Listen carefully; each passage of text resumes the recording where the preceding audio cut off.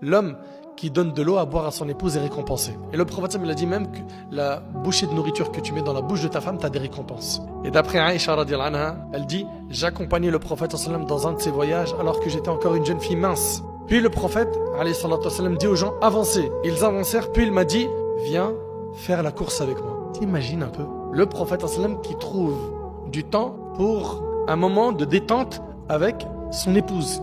Et aujourd'hui, il y a des gens qui se marient et qui, en rentrant de plus en plus dans le din, ça y coupe tout loisir et tout divertissement bien cadré.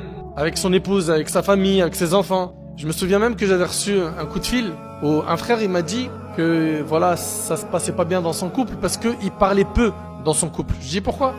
Il m'a dit parce que le prophète il a dit celui qui croit en Allah et au jour dernier, qui dise du bien ou qui garde le silence. Je lui dis d'accord et il dit moi je parle pas à la maison. Je lui dis tu parles pas du tout? Il me dit je parle pas. Je lui dis donc toi tu crois que quand on parle c'est soit pour dire un verset ou un hadith ou on se tait.